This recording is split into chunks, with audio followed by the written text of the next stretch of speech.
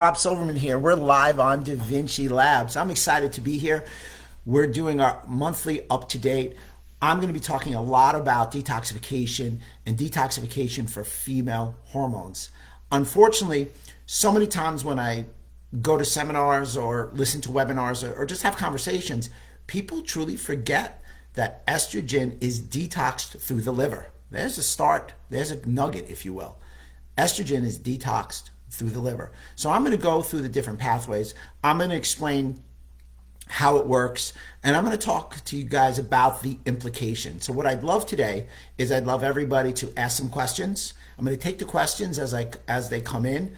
Don't worry about messing up my mojo or anything like that. I want to take the questions as they come in because I know people are back at work. They ask a question, they may not be able to go through the whole presentation. What we're going to talk about is I'm going to go over about 20 to 30 minutes of what and how estrogen is detoxed in the liver and which products and protocols that'll work best for you, your patients, your friends, and your family. So I'm going to start it off. I'm going to get a few things ready over here, and we're off. Detox and female hormones. Many women have a health problem. They have too much estrogen. They don't have enough estrogen. They don't get rid of estrogen appropriately. There's an imbalance in many women's cycles between the amount of estrogen versus progesterone. So clearly, if estrogen is too high, it leads down a path called PMS. So here are some of the symptoms that'll lead you to understand that you may have too much estrogen or having trouble detoxing estrogen. Number one, irregular periods. Your cycle is thrown off. Number two, decreased libido. 3, weight gain. 4, brain fog. 5, sleep problems. And 6, good old, the number one complaint that you give when you go to the doctor's office. We're hearing a lot of that right now. We call that fatigue. What plays a role in excess estrogen? It's a great question. And it always comes back to the same thing. All these things, if you had to do a blanket, if I could just paint the canvas for everybody, it's always going to be lifestyle. Because lifestyle incorporates your exercise regimen, what foods you eat, your environment and your exposure to toxins, your outlook on life. All these things are going to be a component of why excess estrogen and lifestyle is a critical element. So let's break it down a little bit more. Let's unpack it a little bit. Number one, processed foods. We in America eat too many processed foods. It's called SAD. Tell all your patients SAD. The standard American diet, it's no bueno. It does not work. We are eating too many processed food. We're eating too much sugar. We're eating too much gluten. We're eating too much dairy. We also consume an insufficient amount of fiber. This all leads to excess estrogen. Stress. We are living in a stressful time. My mom is almost 92 years old, and she said that this rate's as high as anything that's ever happened in her lifespan. Some of the other reasons that we have excess estrogen is poor liver function. We take for granted that our liver is supposed to be bifunctionally modulating and the different phases of the liver are supposed to work appropriately. Unfortunately, most Americans, that is not the case. Inadequate sleep. It's not just the amount of sleep, but it's the quality of sleep. People aren't exercising. You have all this time. You're not losing time going to the gym because many of the gyms are closed and people may be opting not to go to the gym. You can exercise at home. You can do 30 minutes a day of exercise. There's no reason not to. And one of the big hidden issues, things that concern me to no end, if you will, is the estrogen disrupting chemicals. So these estrogen disrupting chemicals actually mimic, they look just like estrogen. And they get to receptor sites in the body. And in those receptor sites, they block the receptor sites and estrogen continues to circulate. So we have an excess of estrogen. So that poses an issue. So I've got Gia. Let's take a good look before we get into, hey Gia, how are you? South Dakota, outstanding. How often should you extend the fast and how long? You know, Gina, excuse me. Interesting. And when you're talking about a fast, you're going back to fasting. That's a great question. I'm going to answer that one at the end as I talk about the ketogenic diet. Remind me, give me about 15 minutes. Remind me, say keto, Dr. Rob, say fasting, Dr. Rob, in reference to detox, and I'm going to go over all of them. It's worth the wait. So estrogen, it's a broad name for 3 female hormones. Number 1, estradiol. That's produced in the ovaries. Estradiol is called E2. It's the dominant form of estrogen. Your levels of estradiol naturally begin to drop in your mid-30s. Menopause, estradiol comes to a hard, fast stop. Estriol, E3. It's a form of estrogen produced during pregnancy. And estrione, E1, is a form of estrogen produced by the ovaries and by fat tissue. You continue to produce some estrone even after menopause. So clearly, if you didn't know how old the female was and you tested for estrogen, you would clearly understand what phase of life they're in and whether they're pregnant or not. So estrogen, again, gets broken down into 3 specific hormones. So for me, what's some of the biggest problems that the women have? Men have them also, but we're really talking about ladies today. The hidden load. What is invisible is hurting us. Just think about the chemicals that we're all exposed to, our environmental chemicals. Walk outside. I mean, if I walk, remember, I live in New York. I live 20 minutes from New York City. You walk outside, you've got chimney smoke. You've got secondhand smoke from cars. You've got sewerage issues. You also, if you live in most areas or work in many offices, are exposed to different chemicals just from, let's say, the walls. The walls have paint. If it's not a natural paint, it has different chemicals that are very adverse to your overall health. You also have a lot of flame retardants. You know, the number one spot that you get a flame retardant, your mattress. You spend 1/3 of your life trying to sleep and you're exposed to a flame retardant. The reason that flame retardants in a mattress, people were smoking, falling asleep with the cigarettes and the cigars in their mouth, and poof, everything was going up. U.S. government wanted to protect them, and they did so by putting flame retardants in mattresses. Your couch. Now we have a flame retardant mattress. We do have a flame retardant mattress. We also have a flame retardant couch in our house. That was actually our anniversary gift to each other. Great choices because the couch has a lot of flame retardants. It's in the curtains. It's in the carpets. It is all over the place. It's almost ubiquitous in our overall life. And then, of course, when you look at healthcare products, the average woman, unfortunately, gets exposed to 168 chemicals a day because they use up to 16 different healthcare products.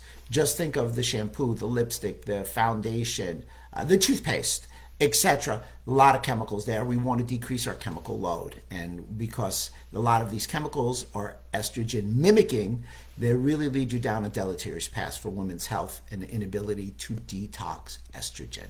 So what are the common signs of a toxic buildup, not just an estrogen buildup? Ask yourself, ask your patients, do you have any or all of these particular signs and symptoms? Number 1, fatigue.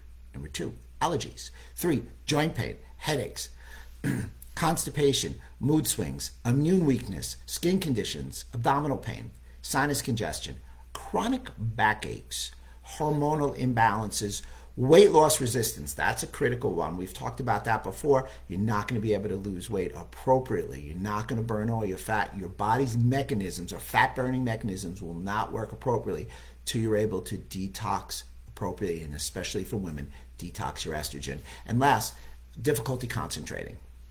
Environmental toxins. We talked about that a little bit. I want to expand upon that. All of us live in an ever-increasing toxic world.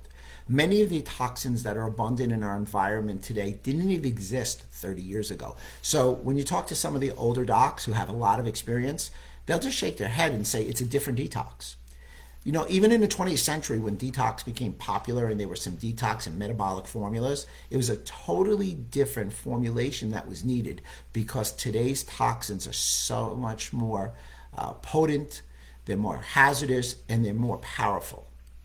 So we really do have a need for detoxification.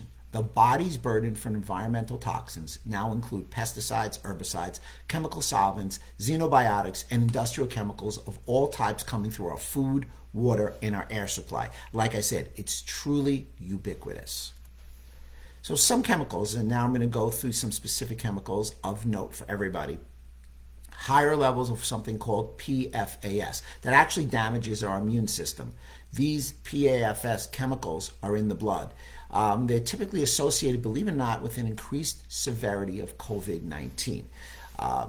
Toxic chemicals lead to increase. Remember, there's a lot of ACE2 receptors in our liver. There's a tremendous amount of ACE2 receptors in our gut. As a matter of fact, if you compare the gut to the lung, there's 100 more ACE2 receptors in our gut than in our lung. 80% of our immune cells are in our gut. The reason that we bring up the liver is the liver and the gut are bidirectional, so there's a gut-liver axis. The CDC has spoken about exposure to this particular chemical, talking about the harm to the immune system and putting certain populations at greater risk of contracting COVID and at a greater risk of increased severity of infection. There is a direct connection between household chemicals and the gut microbiota. Once again, these chemicals damage your gut microbiota, lead you down a path of decreased immune health. This is just a cascade to what's going on with excessive estrogen and the inability to detox estrogen. BPA. Now, you get BPA in paper. Great example is your credit card receipt. Now, in our office, we use a non-BPA paper for our patients. But BPA, unfortunately, again, is very commonly seen in paper and different. When I talk about paper, here's my yellow pad in case I have a question. Boarding passes, all these things, BPA is very common. What they found is that BPA is an ovarian toxin. So it's obviously very damaging to the eggs in women. And the reason this was brought to my attention, I do a lot of work in my office with women who have estrogen issues and chemical overload issues because there is a fertility doc in my building. So BPA is an ovarian toxin. BPA has an adverse effect on in vitro fertilization. So conclusion from a 2016 study was as follows. Exposure to BPA may lead to reduced quality of embryos during reproduction. This study showed that BPA could be the cause for decreases in the frequency of implantation pregnancy and live birth rates in couples seeking in vitro fertilization. BPA, again, cascading, causing reproductive problems. What's most interesting is it doesn't matter if it's BPA or BPS, as long as it's BP, it causes reproductive problems. And the reason is BP, BPA, BPS, they're estrogen mimicking chemicals. So again, they block those receptor sites, which we talked about earlier, leading you down a path of not being able to detox estrogen, and estrogen will become now in a higher amount and causing a lot of excess estrogen issues like PMS and breast cancer, things of that nature. Unfortunately, BPA, the BPS alternative, if you're not able to detox it, is tied to hyperactivity. So you're seeing a cascade in that liver health is critical to overall health. Liver health is critical to gut health. Liver health is critical to brain health and the like. BPA exposure in the US approved levels altered insulin response. Gina asked, like insulin response. Great question. Low dose exposure to BPA, and I'm answering Gina's question now, in the presence of glucose triggers an insulin response. BPA alters insulin release in humans and in mice in both control and placebo groups. So if there's an insulin issue, yes, it's probably diet oriented, especially with the fact that the average American consumes 160 pounds of sugar per year. We're eating too much processed food. The number one caloric intake in most American diets is high fructose corn syrup. However, BPA, a chemical which you need to detox, you should avoid it, but clearly you need to detox, can lead you down this slippery slope towards insulin resistance. Great question. And I know you also wanted me to ask the question, Gina, on insulin resistance in reference to intermittent fasting, time restrictive eating. So once again, I really want to make this a salient point. BPA substitution can trigger fat cell formation. Chemicals in BPA-free products exhibit similar endocrine disrupting effects.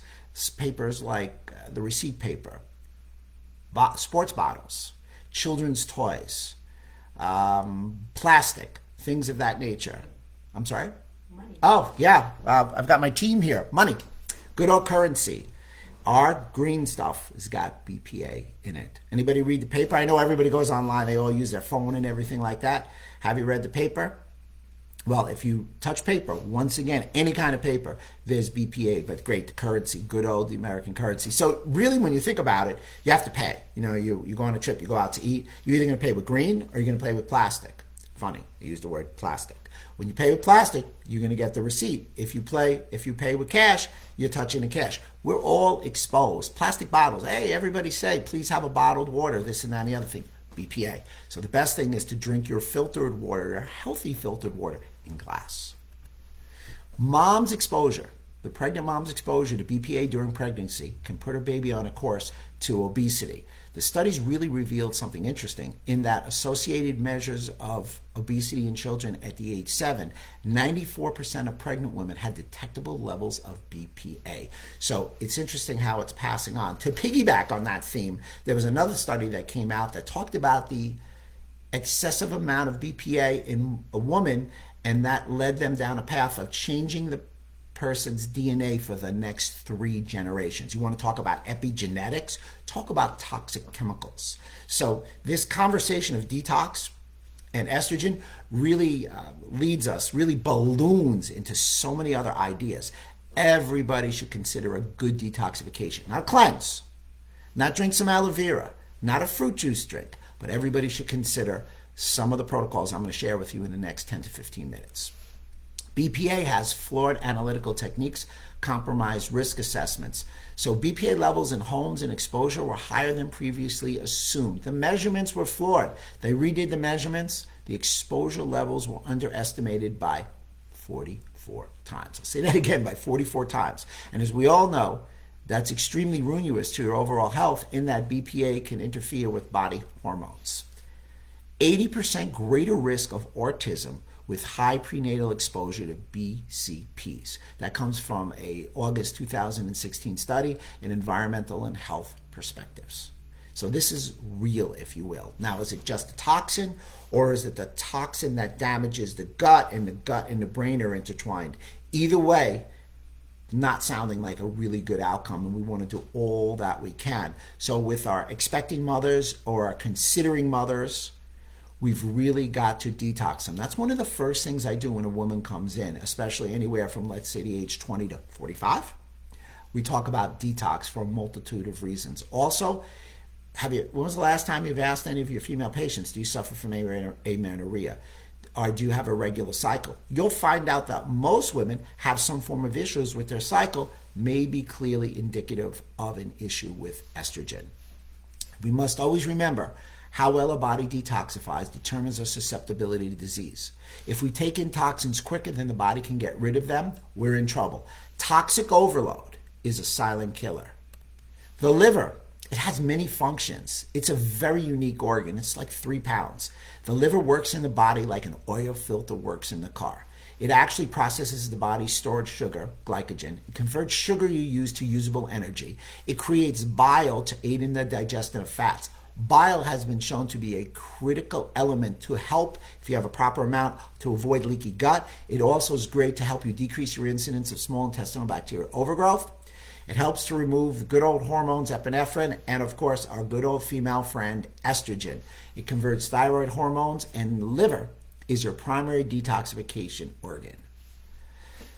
If I talk about liver detox, we could be here all day. I mean, if you were to put up the one slide that everybody uses on the internet, you would see a plethora of different nutrients that are required to help. So in an epigrammatic fashion, let's look at the liver. The liver is broken up into 2 halves, phase 1 and phase 2.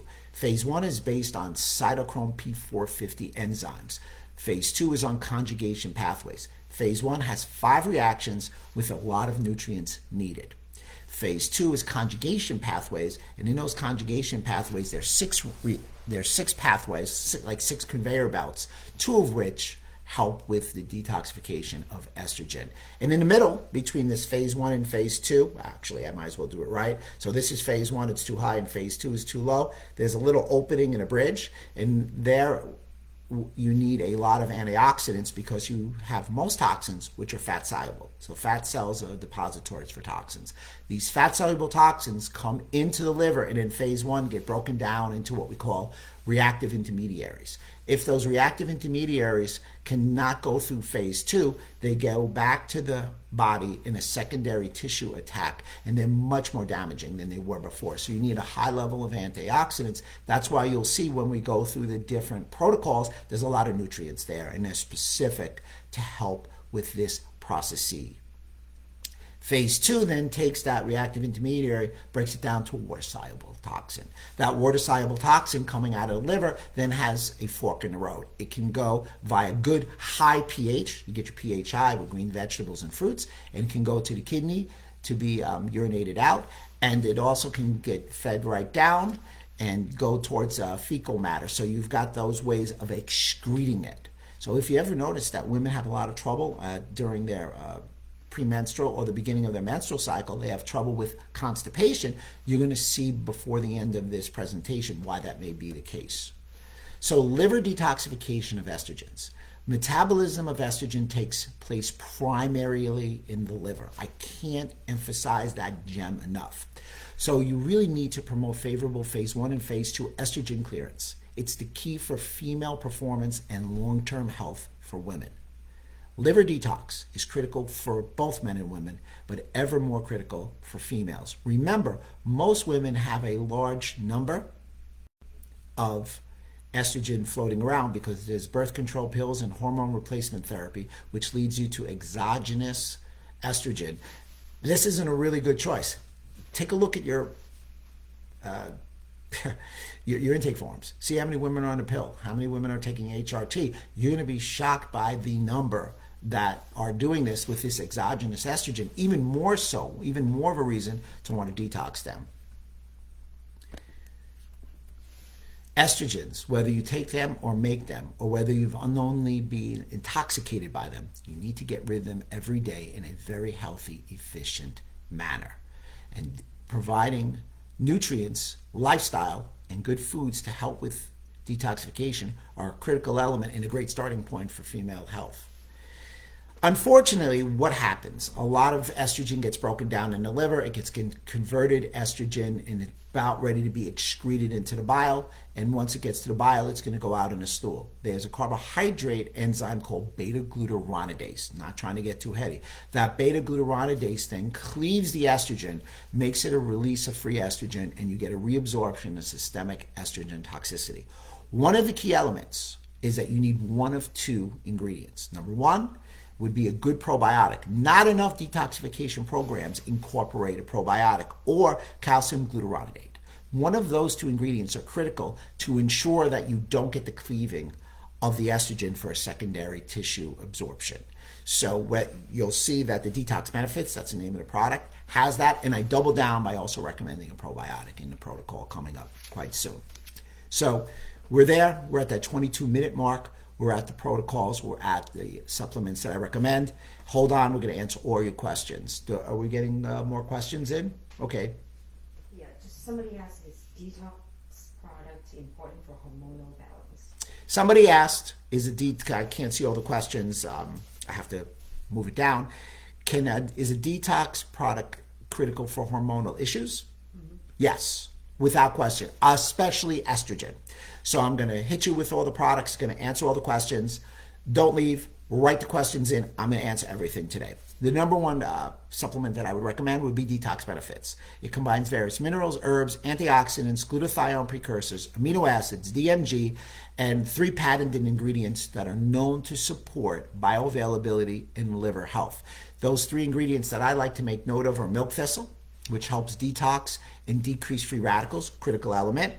2, cholera, which binds heavy metals for detox. Yes, at some point I would love to come back and do a heavy metal detox talk and a heavy metal detox protocol. Heavy metals are an issue, especially when you want to detox. You guys ready? The brain. Curcumin, we all know curcumin is a great ingredient. It's the active ingredient in turmeric. It helps with bile support, and it's great for free radicals because it stimulates the NRF2 pathway. So I would recommend Detox Benefit for those searching for support of normal toxic cleansing, if you will, and detoxification. Sleep benefits. I threw this in there early. I'm moving around a little bit, and the reason is if you don't get good sleep, none of your processes work well. Sleep benefits are a critical element. It's a formulation providing nutrient and botanical support for optimum sleep and healthy circadian rhythm. It's shown to boost clinical relevant levels of melatonin. Melatonin is critical. It's got 5 milligrams. As long as you're over 3, you're doing well. It's going to help you with sleep. Melatonin is also shown in literature, robust amount of literature, that it helps with the cytokine storm. It's great for anti-inflammation. Melatonin is a hidden gem.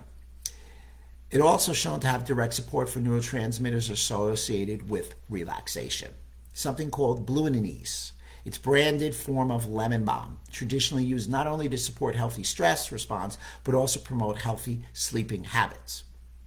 In order to truly support healthy long-term balance of a sleep cycle and support your circadian rhythm. Ashwagandha is also included. So this is a great sleep benefit. I can tell you this, that the conversation of sleep has picked up in the last year, so much obviously with the health pandemic and pointing towards COVID-19. That nutrient melatonin, again, I want to make sure everybody knows is there. In addition to that, there's an amino acid called L-theanine. That amino acid L-theanine is quick. I call it the shuttler. It's the quick shuttle. It gets everything in. L-theanine would be something I would use on anything I would want to get into positively affect the brain. And the neurotransmitter GABA naturally supporting relaxation. The probiotic I like to recommend is Mega Probiotic ND. And the reason they call it ND is it's a non-dairy probiotic formula produced by all natural sources of beneficial microorganism. It also has the prebiotic FOS to support digestive tract health. Now, prebiotics are critical, as we all know, because they feed the probiotic. If you just take a probiotic, it's not as effective. So the prebiotic FOS, one of the best ones on the market, feed the probiotic, which leaves you something called a postbiotic, which is your residue and hopefully your residue of health. I recommend probiotics for those with gastrointestinal and neurological support. Those who are lactose intolerant, great choice here. You want to normalize digestion and you want to support regularity. A probiotic will do all the above. This is your choice in probiotics because it actually has both the pre and probiotic and it's a non-dairy formula. SPM's complete. Specialized pro-resolving mediators. They allow for the resolution of inflammation.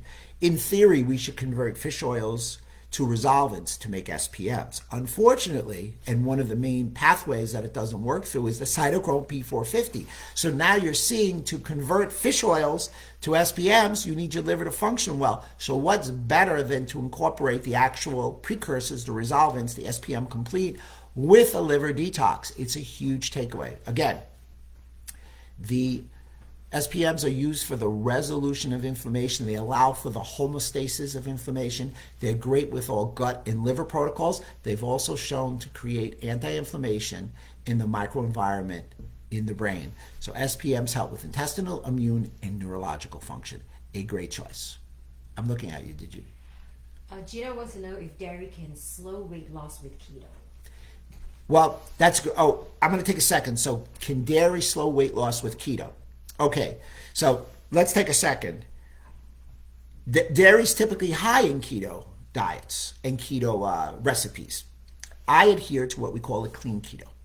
The clean keto means no dairy. So taking dairy out, what are you losing? You're losing some of your milk so you can have your alternative milks, but you're not going to have a lot of milk anyway on keto because it's too high in carbohydrates.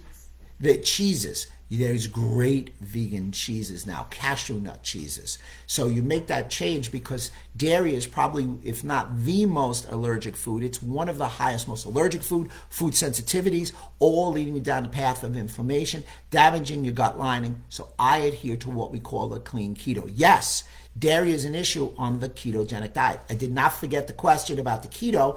Critical element when it comes to keto in women. People say, well, I do the keto and I'm a female. It doesn't work, but the guys love it. Why? Estrogen. You've got to have a detoxification program before and detox during the keto to get the estrogen down. Once the estrogen issue is attenuated, the decrease of estrogen goes down, you're now going to have a positive outcome from adhering to the ketogenic diet if you're a menstruating female. Critical element. Great question, cascading into multitude of things. I'm very happy that you asked that. We did not forget about your fasting. We'll get to it in a second. Biodim Complex. That's another product that I recommend. Supports hormonal balance in men and women. Biodim is 1,3-C complex blend of DIM combined with vitamin D3, vitamin E, calcium D-glucarate, indole 3-carbinol, green tea extract, ligands, and transresveratrol. This is a state-of-the-art formula supporting hormone balance and cellular health, both in men and women, but obviously we're emphasizing women today. What about your multivitamin? Your Daily Best Women, it's called. It's a comprehensive daily multivitamin, multimineral supplement targeting diverse needs that are very unique to women.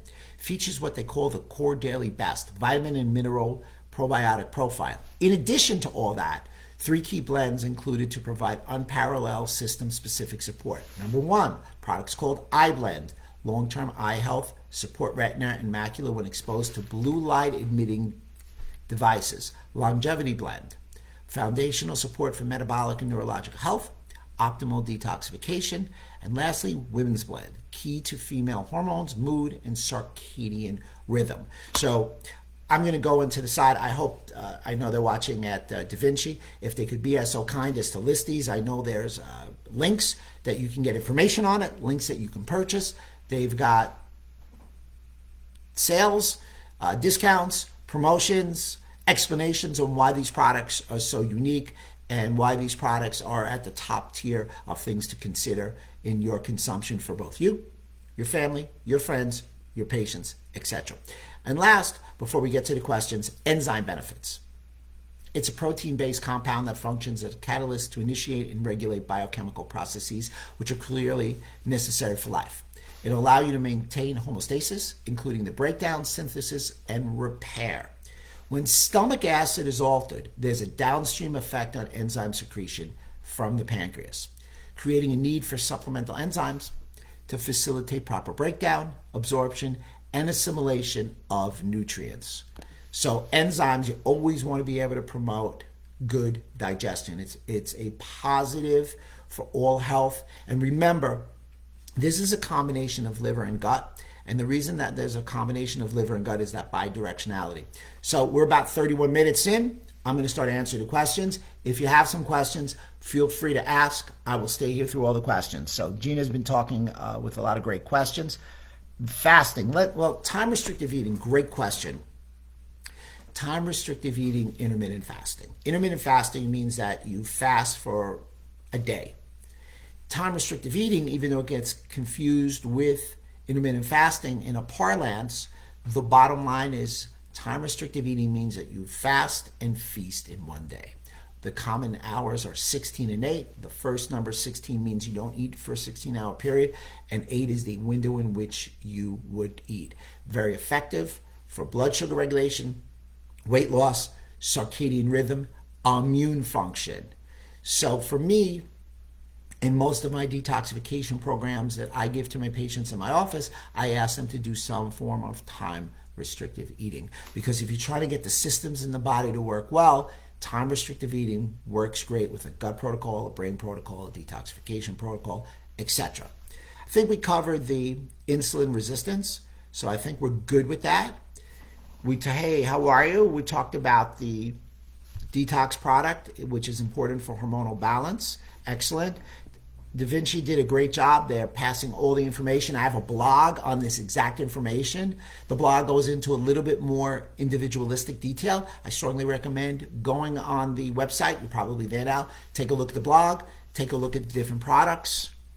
I'm running down. We got them all listed. Great. Can dairy slow weight loss with keto? We covered that. Great question again. Got a comment that people love the vegan cheeses. I got to tell you, these vegan cheeses used to taste awful 5 years ago, and they really taste good now. So I have shared it with a lot of cheesy people, and I don't mean that they're cheesy. I mean they love to eat cheese.